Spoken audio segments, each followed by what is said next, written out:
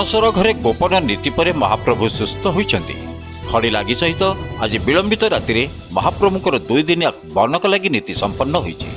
बनक लागी पर महाप्रभु नवयौवन प्राप्त होइछन्ति। 15 दिनर अणसर शेष करी गुरुवार शिव विग्रह अणसर पिंडर भक्तों को नवयौवन बेशरे दर्शन देवे। सकाळ 8टारू दर्शन आरंभ हेब।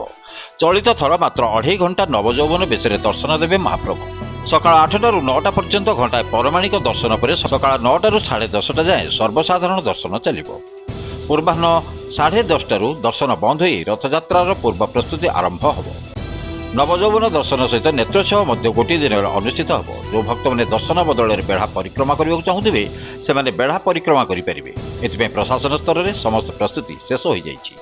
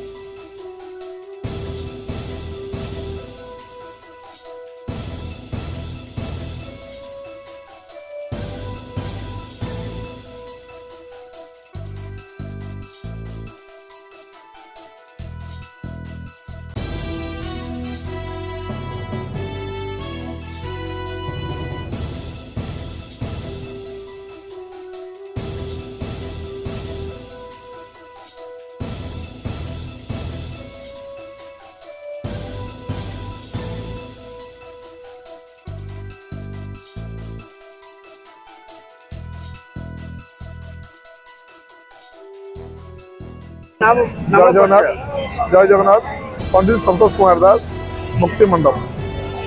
आज नवयौवन दर्शन श्री जगन्नाथ लोक बहुत लगिगला आज्ञा महाप्रभु जगन्नाथ जो नवयौवन दर्शन यह गोटे दुर्लभ दर्शन। सारा विश्व भगवान मानवीय लीला कला भाया कौन क्षेत्र नहीं जहाँकि पुरुषोत्तम क्षेत्र। एठी भगवान जमती मनीष असुस्थ हुए मन खुशी करे दुख करे चंचल हुए से भाया निजर क्रिया कर 15 दिन भगवान को जो ज्वर पीड़ित था ज्वर पीड़ारू लाघव होगापर शरीर सुस्थ होगापर जमती आत्मीय स्वजन मैंने समस्ते आह्लादित हो जाती खुशी हो जाती सेमती भक्त मैंने विभोर हो जाती महाप्रभु देखा। महाप्रभु समस्त को परिपूर्णता अवस्था पूर्ण ब्रह्म निजर स्वकीय गुण देखे समस्त को चकानयन समस्त को आनंदर वर्षा करती एवं समस्ते आलोकित हूँ पुलकित हूँ। ये हूँ नवयौवन विशेषत्व। महाप्रभु को मन भरी देखार जो लोभ आकांक्षा बर्तमान ताहा नवयौवन देश ही परिपूर्ण हुए। भगवान जगन्नाथ मानवीय लीला करने भितर 12 मासरे 13 उत्सवर व्यवस्था कर भक्त को आनंद देवा सहित भगवान भक्त सहित मिसबार गोटे सुजोग सृष्टि हुए।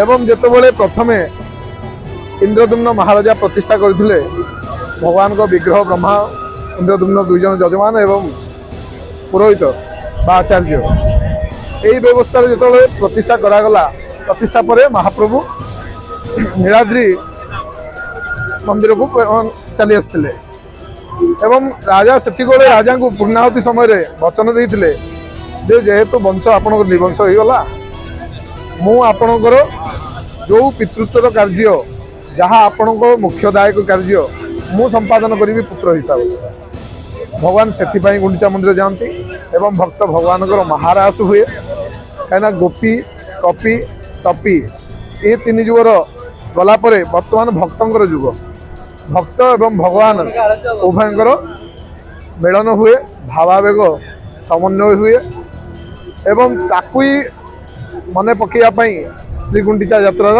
उद्घोषणा एठी बड़ छोट आज प्रति से गुंडीचा मंदिर परम ब्रह्मकर जन्मस्थान सेटा से विषय कहबे भगवान अंतर्वेदी होची बड़ महत्वपूर्ण स्थान सेठारे महाप्रभु जगन्नाथंकर बलभद्र सुभद्रा महाप्रभु सुदर्शन चतुर्धा विग्रह प्रतिष्ठा इत्यादि कार्य जन्म कर्म होता जो जन्म कर्म तो जन्म नहीं अजन्मा सी किंतु जहाँ वैदिक विचार रे अच्छी से अनुसार जन्म प्रतिष्ठा इत्यादि कार्य समापन हो महाप्रभु रथारूढ़ होकर प्रथम ओलटा रथ होता माने बाहुड़ा प्रथम होता गुंडीचा होता प्रभुंकर उद्घोषणा यात्रा व घोष यात्रा से हूँ श्रीगुंडीचा यात्रा महाप्रभुंकर विग्रह प्रतिष्ठा पर इंद्रदुम्न जिते नीलाद्रि सिंह को नीलाद्रि गुह को नहीं आसी से वचन देते राजा इंद्रदुम्न को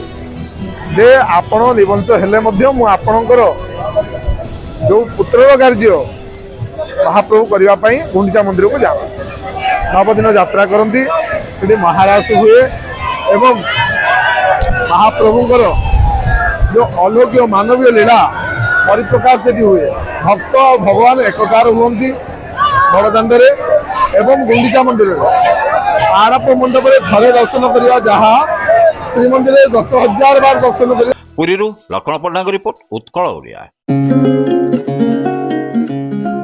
Please subscribe our channel Utkala Odia and don't forget to press bell icon.